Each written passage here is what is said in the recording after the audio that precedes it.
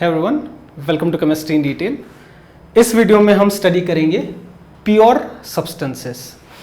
Already previous कुछ videos में हमने स्टडी किया है मैटर की डेफिनेशन, उसका फिजिकल क्लासिफिकेशन, केमिकल क्लासिफिकेशन। हमने ट्रू सॉल्यूशन स्टडी किया, कोलाइडल सॉल्यूशन स्टडी किया, सस्पेंशन स्टडी किया। ये क्या है? सभी मिक्सचर्स। मिक्सचर स्टडी किया, होमोजीनियस, हेट्रोजीनियस। होमोजीनियस मिक्सचर का example true solution, heterogeneous mixture का examples colloidal solution and suspension. Colloidal solution को हम शॉर्ट फॉर्म में कोलाइड भी लिखते हैं। इस वीडियो में हमें स्टडी करना है क्या होते हैं प्योर सब्सटेंसेस। तो प्योर सब्सटेंसेस दो टाइप के, एलिमेंट्स एंड कंपाउंड्स। तो एलिमेंट्स की डेफिनेशन, कंपाउंड की डेफिनेशन, ये सब चीजें हमें इस वीडियो में डिस्कस करनी है। ये टेबल हमने लास्ट कुछ वीडियो से हम इसी को स्टडी करते आ रहे हैं। अगर फिर भी आपको सेव करना है तो कर लीजिए।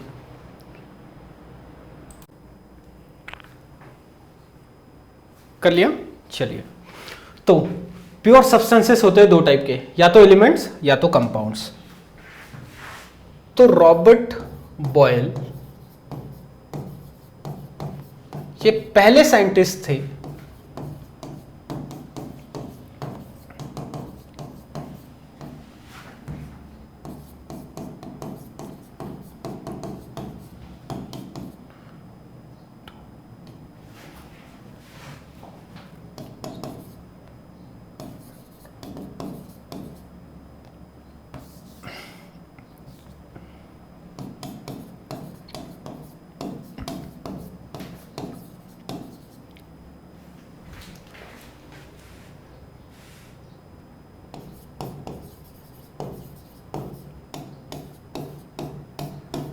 याद है तो रॉबर्ट बॉयल ऐसे पहले साइंटिस्ट थे जिन्होंने एलिमेंट इस टर्म को इजाद किया था। He was the first scientist to use the term element 1661 में। लेकिन एंटोइन लेविशोर, ठीक है, एंटोइन लेविशोर नाम के साइंटिस्ट ने पहली बार एलिमेंट की डेफिनेशन दी थी।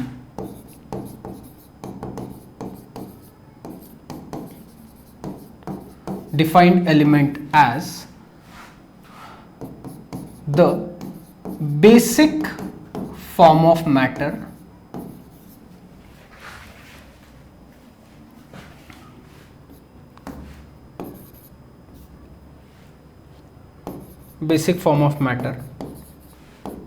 that cannot be broken down into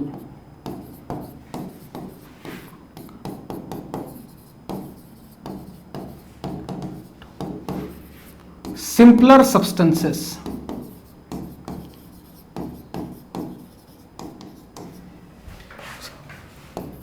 by means of chemical reaction।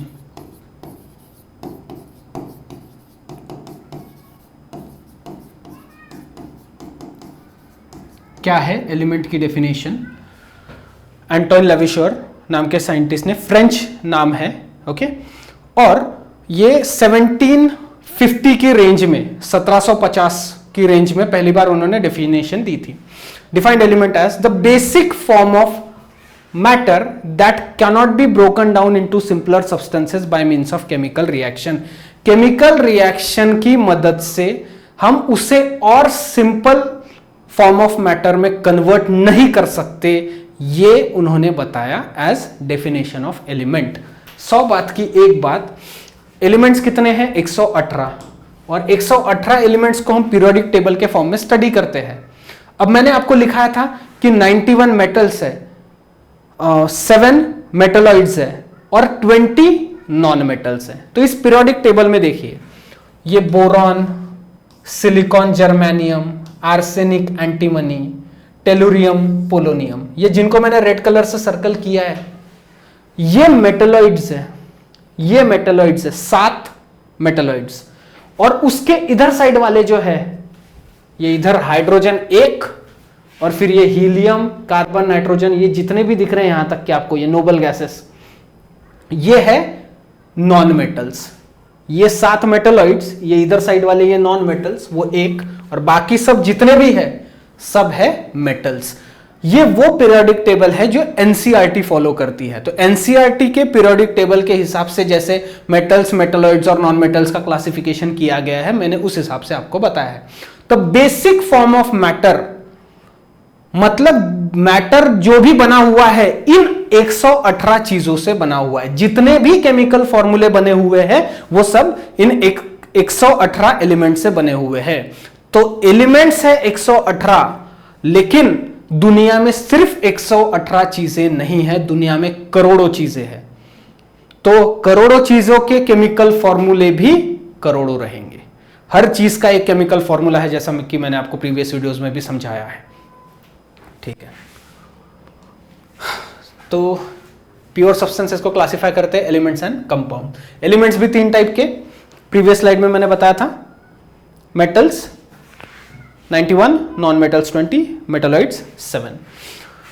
तो एलिमेंट्स हमने स्टडी किया, उसमें हम इस वीडियो में स्टडी करेंगे मेटल्स और नॉन मेटल्स का क्लासिफिकेशन, उनकी फिजिकल प्रॉपर्टीज, किसे हम मेटल कहेंगे, किसे हम नॉन मेटल कहेंगे।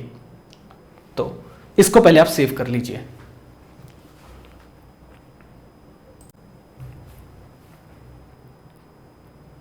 कर लिया सेव? चलिए, तो पीरियोडिक टेबल मैंने यहां पर थोड़ा सा एक्सप्लेन किया। हाँ, मेटल्स नॉन मेटल्स को एकदम डिटेल में स्टडी करने के लिए मैंने already metals and non metals जो क्लास 10th का जो लेसन है मेटल्स एंड नॉन मेटल्स, उसकी प्लेलिस्ट मैंने ऑलरेडी मेरे चैनल पर बनाकर रखी है, आप एक बार उसे जरूर चेकआउट कीजिए। इस वीडियो में हम जो बेसिक क्लासिफिकेशन है मेटल और नॉन मेटल्स का वो स्टडी करेंगे। चलिए, तो किन्हें हम कहेंगे मेटल्स और किन्हें हम कहेंगे नॉन मेटल्स। तो देखिए, मेटल्स का क्लासिफिकेशन किया गया था on the basis of their physical properties. Similarly non metals का भी क्लासिफिकेशन किया गया था on the basis of their physical properties. बाद में फिर उनकी प्रॉपर डेफिनेशन दी गई, स्पेशली मेटल्स की। तो चलिए, metals are generally hard, generally hard. अब सभी मेटल्स हार्ड है ऐसा जरूरी नहीं है।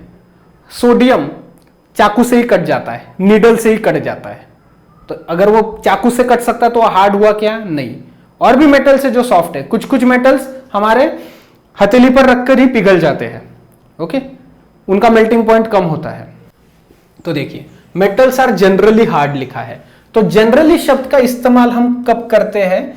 जब मान लीजिए 100 लोग हैं, तो 100 में से अगर 85 से 90 लोग वो चीज फॉलो करते हैं तो हम क्या बोलेंगे? जनरली। तो वो जनरली में ये 100 लोग भी आ गए।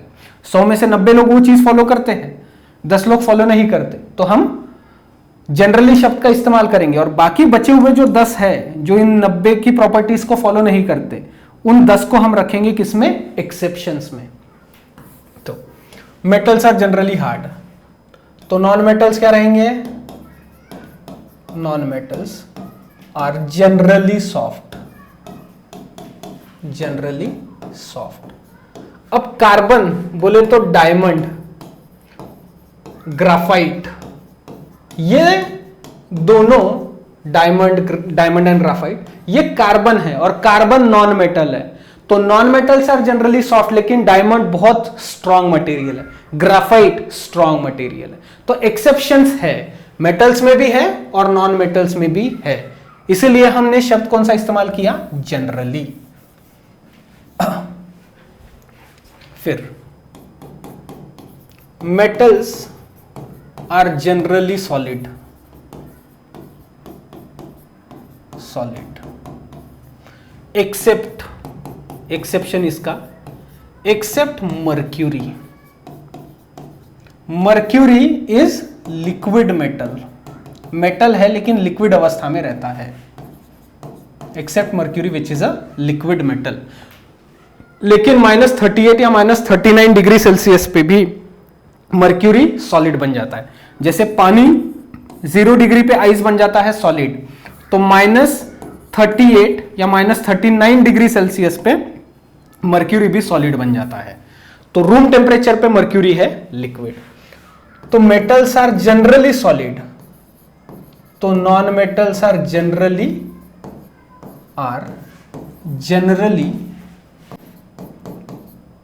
Solid and gases, generally solid and gases, ज्यादातर लोग गैसेस रहते हैं। इसमें एक्सेप्शन है, except bromine. Bromine non metal है लेकिन लिक्विड अवस्था में रहता है। Bromine is liquid.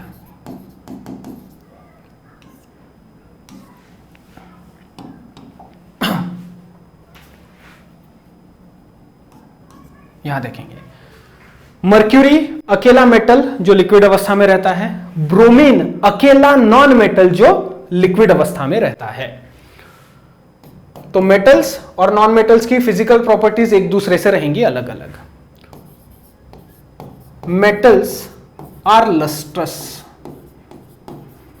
लस्ट्रस मतलब they have shiny surface, they have shiny surface. तो अगर मेटल्स रहेंगे लस्ट्रस तो नॉन मेटल्स रहेंगे नॉन लस्ट्रस।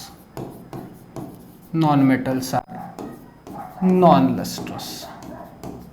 एक्सेप्शन दोनों में है।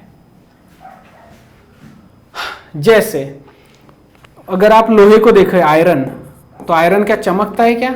शाइनी सरफेस नहीं है, डल सरफेस है। Metals are non lustrous, sorry non metals are non lustrous. तो नॉन लस्ट्रस है मतलब वो डल सरफेस होता है, थोड़ा सा डल सरफेस होता है। जैसे मेटल्स कुछ कुछ चमकीले, सोना चमकता है, चांदी चमकती है। Generally metals are generally lustrous, तो non metals are generally non lustrous या फिर non metals have dull surface. चलिए अगली फिजिकल प्रॉपर्टी। हाँ, इससे पहले कि अगली फिजिकल प्रॉपर्टी देखें, non metals are non lustrous, लेकिन इसमें एक्सेप्शन आता है आयोडीन। आयोडीन का जो सरफेस रहता है, आयोडीन सॉलिड रहता है, सॉलिड होता है रूम टेम्परेचर पे और शाइनी सरफेस रहता है। अगली physical property, metals are good conductors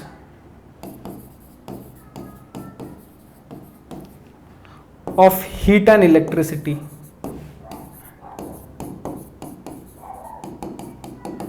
metals are good conductors of heat and electricity. तो नॉन मेटल्स क्या रहेंगे? Bad conductor of heat and electricity. Non metals are bad conductor या फिर पुअर कंडक्टर्स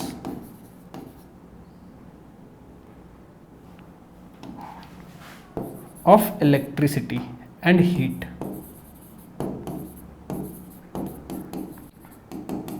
अब दोनों में एक्सेप्शंस है। कुछ metals they are not good conductor of heat क्योंकि उनका मेल्टिंग पॉइंट ही कम रहता है। सीसियम, गैलियम हमारे हाथ में ही रख के पिघल जाते हैं, तो वो गुड कंडक्टर ऑफ हीट कैसे होंगे? नहीं होते। Aluminium, it is a good conductor of heat, इसीलिए तो हम एल्यूमिनियम के बर्तनों में खाना बनाते हैं। ओके, तो मेटल के बर्तनों में खाना इसलिए बना सकते हैं क्योंकि they are good conductor of heat. जैसे मान लीजिए अगर ये मेटल है, ये पेन जो है वो मेटल है, तो अगर हम एक साइड से गर्म करेंगे तो दूसरी साइड भी गर्म हो जाएगी। मतलब हीट कहां से? अंदर से फ्लो हुई, यहां से यहां तक के। तो इसीलिए जब मेटल के बर्तन को हम नीचे से जब गर्म करते हैं तो गर्म हम नीचे से कर रहे, लेकिन ऊपर डायरेक्ट हम उसको हाथ नहीं लगा सकते, हमारा हाथ जल सकता है, मतलब आग लगेगी हमें। तो मेटल्स को अगर एक पॉइंट पे गर्म करेंगे तो दूसरे साइड भी उसकी गर्म होती है। That means it is a good conductor of heat. और गुड कंडक्टर ऑफ इलेक्ट्रिसिटी मतलब उसके अंदर से इलेक्ट्रिक करंट बहता है। तो आपके घर में अगर जो भी वायर्स है, उस वायर को अगर आप कट करके देखेंगे, जो पॉलीमर उसके ऊपर लगा रहता है, पीवीसी, वायर के ऊपर जो प्लास्टिक की कोटिंग लगी रहती है उसको बोला जाता है पीवीसी। उसको खोलकर अगर आप देखेंगे तो आपको वहां मेटल की पतली सी वायर दिखेगी, पतली सी तार दिखेगी मेटल की। Okay, because they are good conductors of heat and electricity. तो non metals are poor conductors of heat and electricity. इसमें एक्सेप्शंस है, जैसे ग्राफाइट, एक्सेप्ट ग्राफाइट, ये कार्बन से बना होता है लेकिन गुड कंडक्टर ऑफ इलेक्ट्रिसिटी है। नॉन मेटल है लेकिन इलेक्ट्रिक करंट बह सकता है। डायमंड, वो भी कार्बन का ही बना हुआ है, 4000 डिग्री पे समथिंग वो मेल्ट होता है, ये भी 3500 डिग्री पे समथिंग मेल्ट होता है, तो उनका मेल्टिंग पॉइंट बहुत ज्यादा है। एक्सेप्शन है इसमें। अगर आपको एक्सेप्शन के साथ में ये सब फिजिकल प्रॉपर्टीज वाला वीडियो एकदम ज्यादा डिटेल में अगर चाहिए तो मैं आपको मेटल्स एंड नॉन मेटल्स जो क्लास 10th का जो वीडियो है जिसमें मैंने मेटल्स और नॉन मेटल्स की physical properties with their exceptions जो बताई है उसकी लिंक मैं आपको डिस्क्रिप्शन बॉक्स में दे दूंगा उस वीडियो की। चलिए अगली physical property, metals are malleable, मतलब that is they can be converted into what? Thin sheets.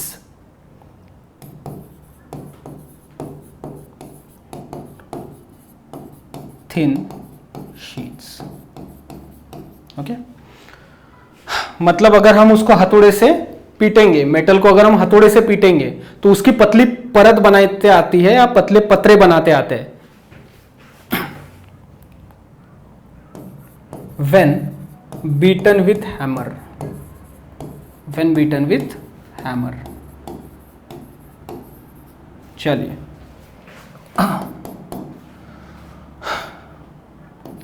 तो मेटल्स अगर मैलिएबल तो non metals non malleable.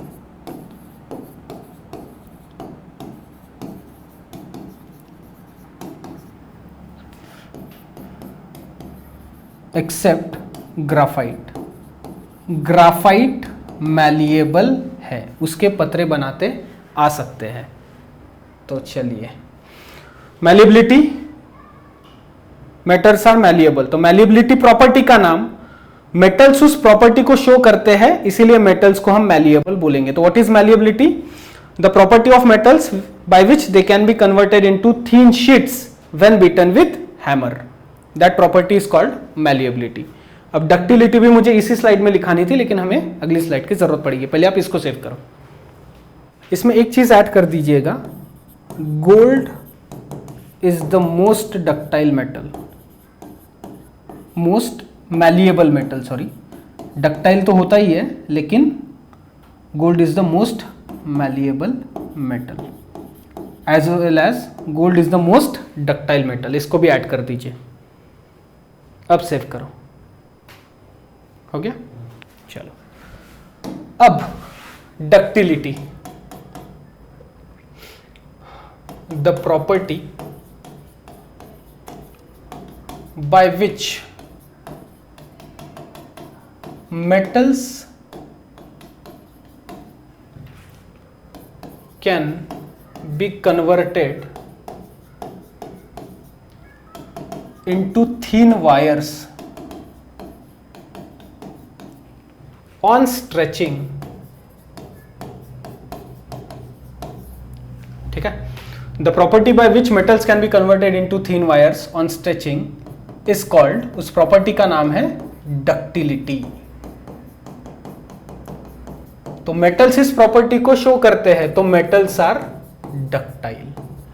Property का नाम डक्टिलिटी, मेटल्स शो करते हैं इसीलिए metals are ductile. Gold is the most ductile metal,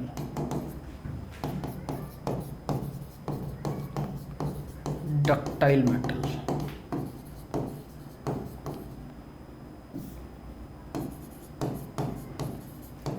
फिर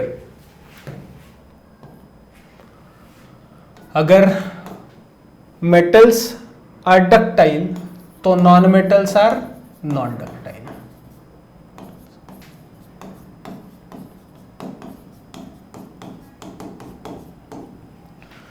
इसमें एक्सेप्शन है, exception except carbon fibre. Carbon fibre artificially synthesised है लेकिन कार्बन फाइबर डक्टाइल है। फिर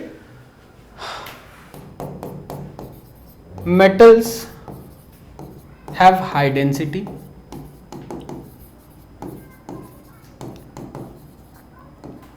तो मेटल्स की डेंसिटी अगर हाई तो नॉन मेटल्स की density low, non metals have low density.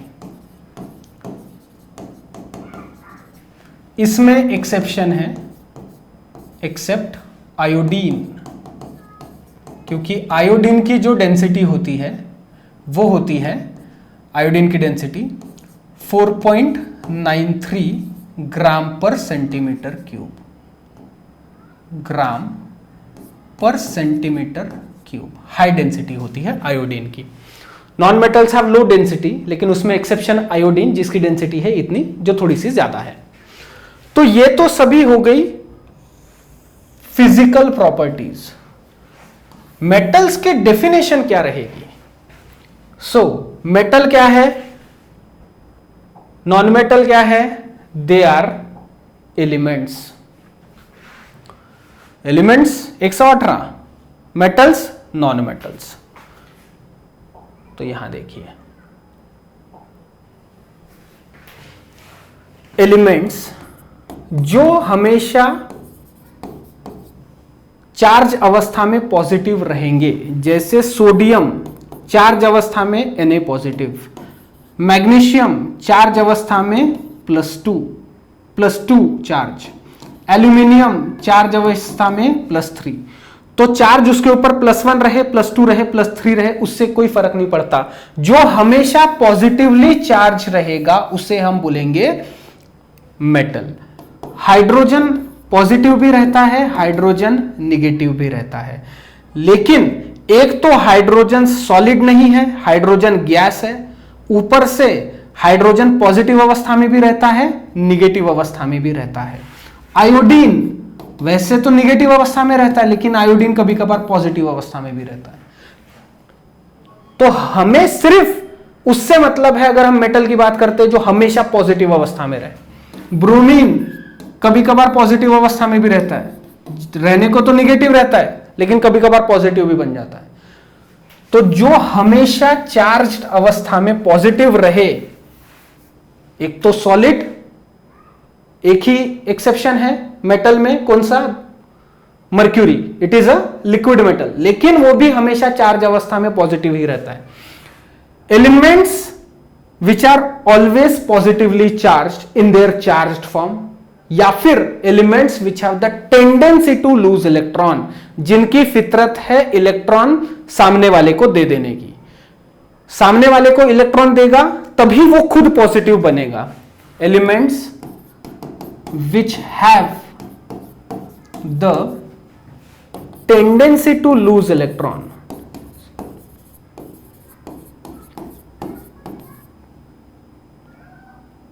Are called as metals. जो चार्ज्ड अवस्था में हमेशा पॉजिटिव रहे उसको हम बोलेंगे metals. Elements which have the tendency to lose electrons, और मेटल्स बहुत सारे। तो नॉन मेटल्स हम किसको बोलेंगे? जो मेटल को जुड़कर खुद निगेटिव बनेंगे। एलिमेंट्स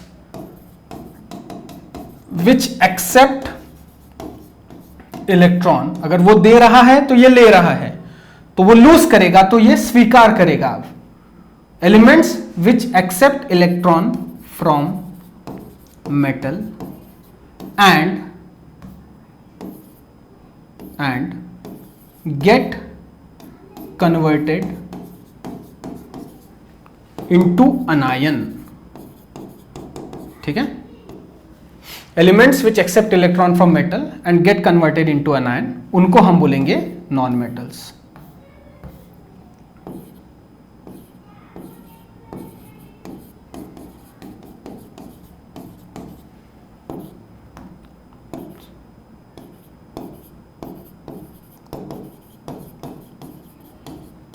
ओके, हालांकि देखा जाए तो मेटल्स की ये सर्टिफाइड डेफिनेशन है, elements which have the tendency to lose electrons, लेकिन ये जो डेफिनेशन मैंने लिखकर दी है ये प्रॉपर देखा जाए तो सर्टिफाइड डेफिनेशन नहीं है कि जो मेटल को जुड़कर हमेशा नेगेटिव बनेगा। फॉर एग्जांपल हीलियम, ठीक है, या फिर आर्गॉन या नियॉन, इनकी final octet, outer most octet जो है वो कंप्लीट है, तो इन्हें मेटल से इलेक्ट्रॉन लेने की जरूरत नहीं है। ओके, तो इसलिए मैं इसको रब कर रहा हूं, मैंने सिर्फ समझाने के लिए आपको लिखा था। तो नॉन मेटल्स को क्लासिफाई कैसे किया गया है, क्यों किया गया, कैसे किया गया है? तो on the basis of their physical properties. जैसे मेटल्स की हमने ढेर सारी फिजिकल प्रॉपर्टीज देखी, बाद में हमने उसकी ओरिजिनल डेफिनेशन देखी। तो फिजिकल प्रॉपर्टीज जो मेटल्स की है उससे अपोजिट जिनकी रहेंगी फिजिकल प्रॉपर्टीज, उनको हम बोलेंगे नॉन मेटल्स। आपको आई थिंक सो यहां तक के क्लियर हो गया होगा। ओके, तो चलिए अब हम कंपाउंड की डेफिनेशन देखेंगे, क्योंकि प्योर सब्सटेंस में दो चीज है, एलिमेंट्स एंड कंपाउंड। तो हमने एलिमेंट्स में मेटल्स एंड नॉन मेटल्स देखा, तो मेटलॉइड्स हम किनको बोलेंगे? जिनकी फिजिकल प्रॉपर्टीज थोड़ी सी मेटल की तरह होगी और थोड़ी सी नॉन मेटल की तरह होगी। Those elements which have the intermediate physical property, those of between metal and non metal, they are called as metalloids. ऐसे एलिमेंट जिनकी फिजिकल प्रॉपर्टी मेटल और नॉन मेटल के बीच की फिजिकल प्रॉपर्टी, उनको हम बोलेंगे मेटलॉइड। उसको मैं मेटलॉइड को किसी और वीडियो में डिटेल में डिस्कस करूंगा। ओके, तो यहां पर मेटल्स और नॉन मेटल्स को ही हम ज्यादा अच्छे से स्टडी करते हैं, और फिर अभी कंपाउंड की डेफिनेशन देखेंगे। तो पहले आप इसको सेव करो।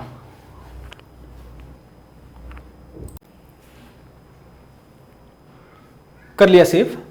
तो अब हम देखेंगे पहले कंपाउंड की डेफिनेशन और फिर उसका एग्जाम्पल। तो व्हाट आर कंपाउंड्स? कंपाउंड मतलब कोई भी chemical formula. Compound is formed when two or more elements are chemically combined with each other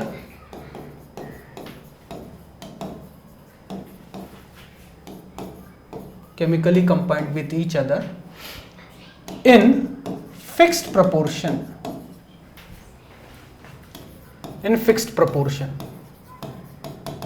okay, तो देखिए जो मैंने आपको लिख कर दिया उससे पहले एक्सप्लेन करता हूं।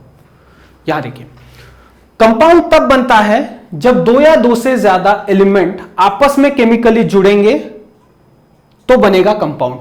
Compound is formed when two or more elements are chemically combined with each other in fixed proportion. Example, hydrogen element है, hydrogen is element. Oxygen is also element, oxygen is element. Okay, तो hydrogen is element, oxygen is element. लेकिन ये अगर आपस में जुड़ते हैं तो क्या बनेगा? कंपाउंड। अगर मैं सिर्फ H लिखूं मतलब हाइड्रोजन, O लिखूं मतलब ऑक्सीजन, तो ये दोनों तो एलिमेंट है, लेकिन आपस में अगर केमिकली जुड़ेंगे तो बन जाएगा कंपाउंड। तो H2O फिक्स प्रोपोर्शन में दो तरीके से हाइड्रोजन और ऑक्सीजन दोनों दो तरीके से आपस में जुड़ सकते हैं। देखिए, H2O एंड H2O2, दो हाइड्रोजन एक ऑक्सीजन, दो हाइड्रोजन दो ऑक्सीजन, इसका नाम वाटर। H2O मतलब पानी मतलब वाटर, और H2O2 इसको हम बोलते हैं hydrogen peroxide, hydrogen peroxide. Okay, hydrogen peroxide. तो H2O केमिकल कंपाउंड है, H2O2 hydrogen peroxide, H2O2 compound है। तो एलिमेंट्स आपस में जुड़ेंगे, 118 एलिमेंट आपस में जुड़कर करोड़ों कंपाउंड बना सकते हैं। एलिमेंट्स भले ही 118 है, लेकिन आपस में जुड़कर करोड़ों केमिकल फॉर्मूले बना सकते हैं। एग्जाम्पल के तौर पे एक और देख लीजिए, सोडियम बोले तो Na is element, Na is element. Chlorine is element, chlorine is element. Chlorine का सिंबल क्या है? Cl। लेकिन NaCl ये क्या बन गया? सॉल्ट। बोले तो सोडियम क्लोराइड, NaCl का नाम सोडियम क्लोराइड। तो आई होप आपको कंपाउंड किसे बोलते हैं ये आपको क्लियर हो गया होगा। एलिमेंट्स आपस में जुड़ते हैं तो बनेगा कंपाउंड, राइट? ओके, पहले आप इसको सेव कर लीजिए। चलिए,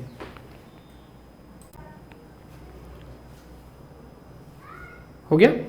चलिए, तो आई होप यहां पर आपको एलिमेंट और कंपाउंड के बीच का डिफरेंस पता चल गया होगा।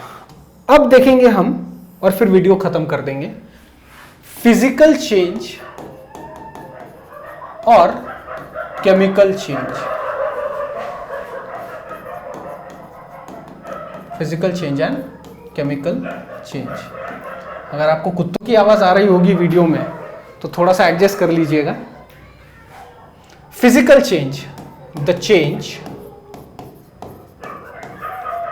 which does not involve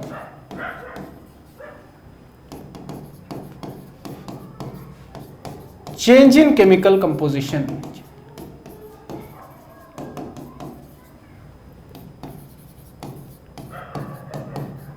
The change which does not involve change in chemical composition बोले तो केमिकल फॉर्मूला, केमिकल कंपोजिशन को ही हम बोलते हैं केमिकल फॉर्मूला। ऐसा बदलाव, चेंज मतलब बदलाव, ऐसा बदलाव जिसमें केमिकल फॉर्मूला नहीं बदलता उसको हम बोलेंगे physical change, is called physical change. ये हो गया। तो अगर ऐसा चेंज जिसमें केमिकल फॉर्मूला नहीं बदलता, ऐसे बदलाव को हम बोलेंगे फिजिकल चेंज। तो केमिकल चेंज मतलब जहां पर केमिकल फॉर्मूला बदलता है। तो फिजिकल चेंज का एग्जांपल देखिए, melting of ice, melting of ice, क्योंकि आइस क्या है? सॉलिड। बर्फ क्या है? सॉलिड। और आइस का बन रहा है वाटर। वाटर क्या है? लिक्विड। लेकिन आइस का फॉर्मूला क्या है? H2O। वाटर का भी फॉर्मूला क्या है? H2O। तो सिर्फ सॉलिड से बन रहा है लिक्विड, और अगर लिक्विड को अगर हम गर्म करेंगे, वाटर को अगर हम गर्म करेंगे तो वाटर बनेगा वाटर वेपर। वाटर वेपर का भी फॉर्मूला क्या है? H2O। The change which does not involve change in chemical composition, such change is called physical change, and the change which involves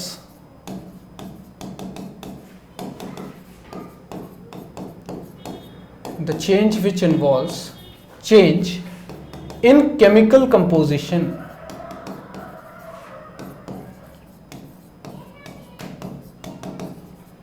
chemical composition बोले तो chemical formula। किसी भी चीज का केमिकल फॉर्मूला अगर बदलता है, इसका मतलब केमिकल चेंज हो रहा है। Change in chemical composition is called chemical change. और केमिकल चेंज को ही हम बोलते हैं chemical reaction. Chemical change is also called as chemical reaction. Chemical change is also called as chemical reaction. Or for example,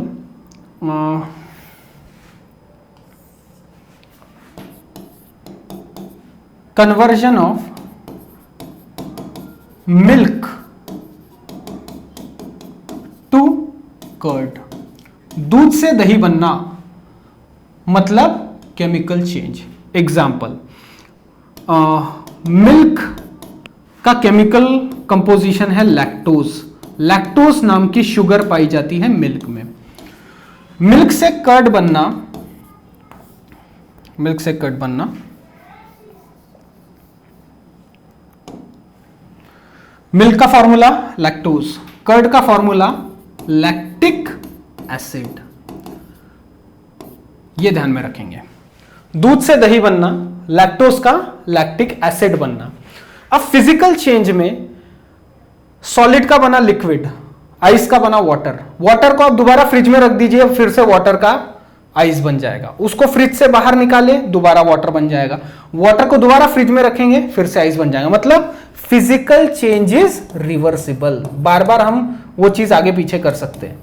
physical change may be reversible, या फिर physical changes generally, physical changes generally reversible. लेकिन एक बार दूध से दही बन गया तो आप उस दही का कुछ भी कीजिए दोबारा दूध में कन्वर्ट नहीं कर सकते। Once milk is getting converted into curd, it cannot be converted back into milk. एक बार दूध से दही बन गया तो दही से दोबारा दूध नहीं बन सकता। इसका मतलब दही का दोबारा दूध नहीं बन सकता, मतलब chemical change is irreversible. Chemical change is generally, अब ये जनरली इसलिए इस्तेमाल किया गया है क्योंकि आपको 11th स्टैंडर्ड में एक लेसन होता है जिसको इक्विलिब्रियम कहा जाता है, तो वहां पे हम रिवर्सिबल रिएक्शंस स्टडी करते हैं, इसलिए मैंने यहां पर शब्द इस्तेमाल किया generally. Otherwise maximum time 98% to 99% chemical reaction is irreversible. सिर्फ 1% रिवर्सिबल हो सकती है। Chemical changes irreversible, chemical changes irreversible.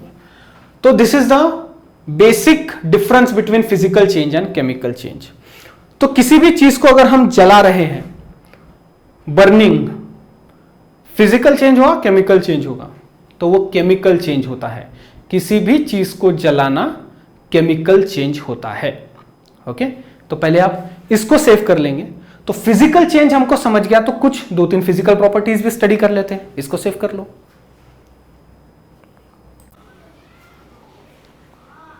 हो गया, चलिए तो अब कुछ फिजिकल प्रॉपर्टीज देख लेते हैं। फिजिकल प्रॉपर्टीज किन्हें हम कहेंगे?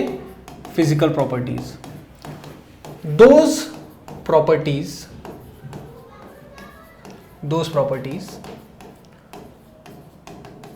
which can be observed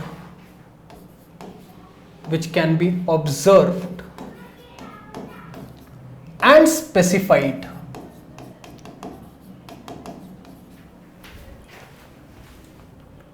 are called physical properties.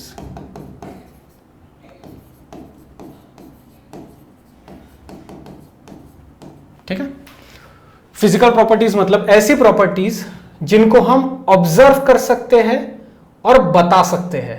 Observed and specified are called physical properties. Example के तौर पे किसी भी चीज का कलर क्या होगा? तो कलर क्या हो गई? Physical property. बॉइलिंग पॉइंट, कोणते टेम्परेचर पे वो गर्म होता है, सॉरी कोणते टेम्परेचर पे वो लिक्विड से गैस बनेगा, boiling point. Melting point, right, ये सब चीजें। किसी चीज का कलर क्या है? बॉइलिंग पॉइंट बोले तो कौन से टेम्परेचर पे वो लिक्विड से गैस बनता है। मेल्टिंग पॉइंट मतलब कौन से टेम्परेचर पे सॉलिड का लिक्विड बनता है। ये तो हमने प्रीवियस वीडियोस में भी देखा है। ये कुछ प्रॉपर्टीज हो गई, और जिनको हम स्टडी कर सकते हैं कुछ फिजिकल प्रॉपर्टीज। डेंसिटी क्या है? Mass upon volume. Mass upon volume को हम क्या बोलते हैं? डेंसिटी। वॉल्यूम, तो डेंसिटी को रिप्रेजेंट किया जाता है रो से। ये ऐसा सिंबल होता है डेंसिटी का जिसको बोला जाता है RHO, रो। और इसका यूनिट क्या होगा? अगर मान लो वो सॉलिड है कोई चीज, मास अपॉन वॉल्यूम, तो यूनिट होता है किलोग्राम पर मीटर क्यूब। किलोग्राम पर मीटर क्यूब अगर सॉलिड है तो, या फिर ग्राम पर सेंटीमीटर क्यूब। किलोग्राम की जगह ग्राम, मीटर क्यूब की जगह सेंटीमीटर क्यूब। या फिर अगर कोई चीज लिक्विड है तो हम किलोग्राम पर लीटर या फिर ग्राम पर ml में भी शो कर सकते हैं। सॉलिड चीज की डेंसिटी निकालना है तो किलोग्राम अपॉन मीटर क्यूब या फिर ग्राम अपॉन सेंटीमीटर क्यूब। और अगर चीज लिक्विड है तो डिनोमिनेटर में वॉल्यूम जो है उसको कैसे रिप्रेजेंट करेंगे, तो किलोग्राम अपॉन लीटर या फिर ग्राम upon millilitre for liquid. This is for liquid.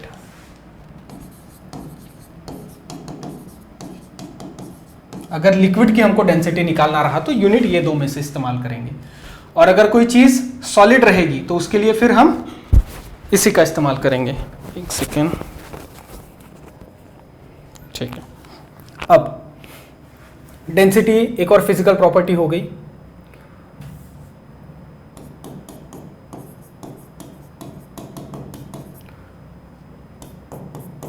Viscosity,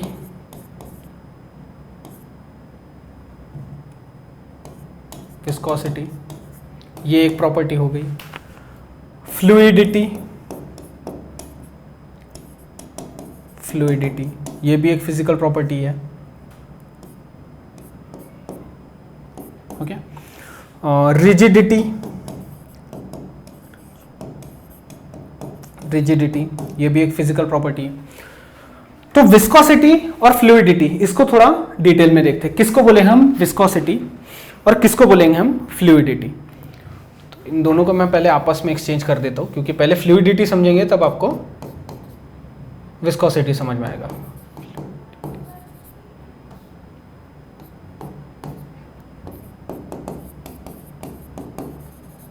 तो देखिए, anything that can flow, anything that can flow जो बह सकता है is called fluidity, is called fluid।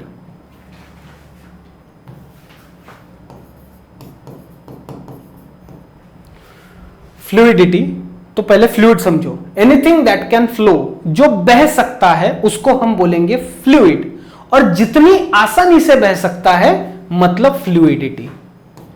The ease with which, the ease with which it can flow is called fluidity। Example, जो चीज बह सकती है, कौन सा? लिक्विड बह सकता है, पानी बहता है, हाउ। गैस बह सकती है, हाउ। तो लिक्विड एंड गैसेस, लिक्विड या फिर कोई भी गैस किस कैटेगरी में आएगा? फ्लूइड। जो चीज जितनी आसानी से बह सकती है उसकी फ्लूइडिटी ज्यादा। मान लीजिए आपने 1 लीटर पानी जमीन पे गिराया और 1 लीटर तेल भी जमीन पे गिराया, तो कौन ज्यादा स्पीडली बहता है? पानी ज्यादा स्पीडली बहेगा, तो पानी ज्यादा अच्छा फ्लूइड है। पानी ज्यादा अच्छे से बहता है या हवा ज्यादा स्पीडली बहती है? तो हवा ज्यादा स्पीडली बहती है, तो हवा ज्यादा अच्छा फ्लूइड हो गई। Anything that can flow is called fluid. The ease with which it can flow is called fluidity. Liquid and gas are fluid. Okay? तो viscosity क्या होती है बताता हूं। Viscosity, the resistance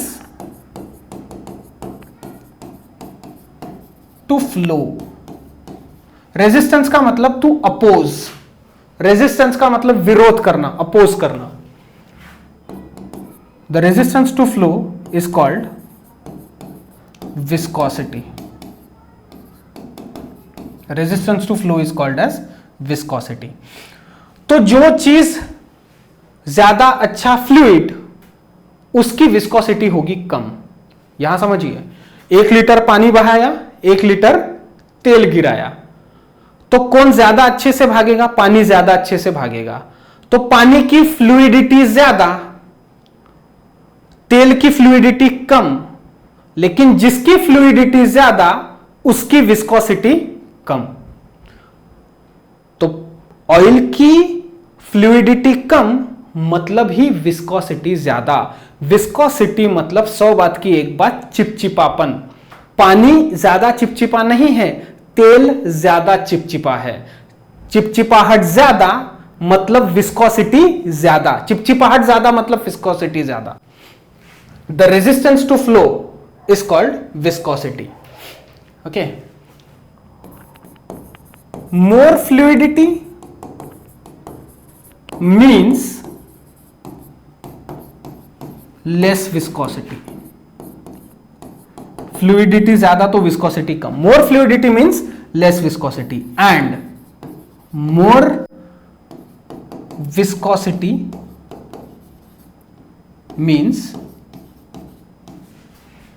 less fluidity. इस सेंटेंस को मिक्स मत करना. फ्लूइडिटी ज्यादा तो विस्कोसिटी कम, विस्कोसिटी ज्यादा मतलब फ्लूइडिटी कम. अब देखेंगे रिजिडिटी. किसको हम बोलेंगे? रिजिड.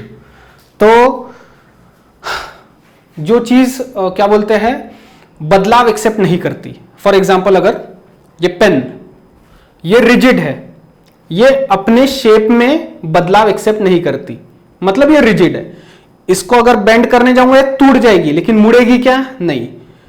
इसको अगर बेंड करने जाऊंगा, टेढ़ा करने जाऊंगा तो टूट जाएगी लेकिन मुड़ेगी नहीं.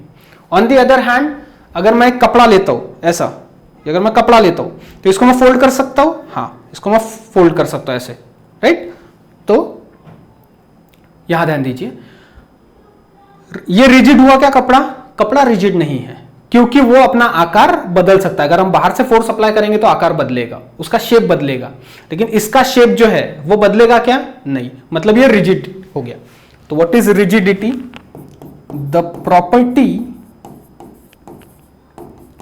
और अबिलिटी, द प्रॉपर्टी और कैपेसिटी और अबिलिटी टू अपोज या फिर टू रेजिस्ट. अपोज करना मतलब क्या? रेजिस्ट करना. To resist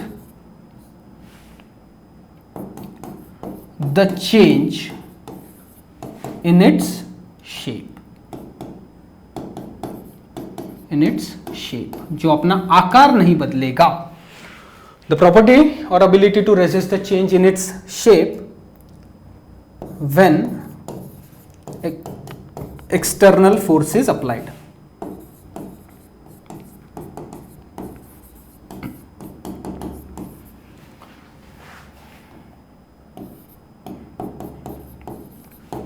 That property is called as what? Rigidity, right?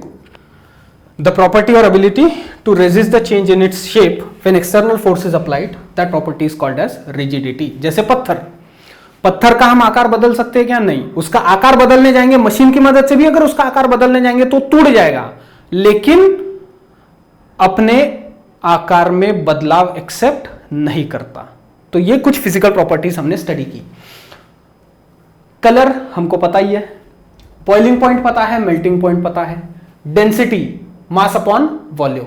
तो अगर चीज सॉलिड है तो उसका यूनिट क्या लेंगे? किलोग्राम पर मीटर क्यूब या फिर ग्राम पर सेंटीमीटर क्यूब. और अगर चीज लिक्विड है, उसकी डेंसिटी निकालना है तो उसका यूनिट क्या लेंगे? किलोग्राम पर लीटर या फिर ग्राम पर मिलीलीटर फॉर लिक्विड्स. ये तो यहां पर मैंने स्पेसिफाई कर दिया. फिर फ्लूइडिटी, विस्कोसिटी, रिजिडिटी. जो चीज बह सकती है मतलब फ्लूइड, जितने आसानी से बहेगी फ्लूइडिटी. फ्लूइडिटी ज्यादा तो विस्कोसिटी कम, विस्कोसिटी ज्यादा तो फ्लूइडिटी कम. और लास्ट प्रॉपर्टी हमने देखी रिजिडिटी. ओके, तो और भी फिजिकल प्रॉपर्टीज है जैसे मास, वजन, वॉल्यूम. ओके, ये भी फिजिकल प्रॉपर्टीज में ही आता है, लेकिन यहां तक ये चीजें थोड़ी सी नई थी आपके लिए, इसलिए पहले इनको स्पेसिफाई किया. ओके, तो यहां पर ये टॉपिक कंप्लीट होता है, ये लेसन मतलब ये वाला टॉपिक कंप्लीट होता है. ओके, तो मिलते हैं अगले वीडियो में अगले टॉपिक के साथ में. आई होप आपको चीज़ें क्लियर हो गई होंगी. वीडियो देखने के लिए थैंक यू वेरी मच. अपने दोस्तों के साथ में इस वीडियो की लिंक प्लीज़ शेयर करेंगे. ओके, तो मिलते हैं अगले वीडियो में. सेव कर लीजिए इसको. चलिए, बाय.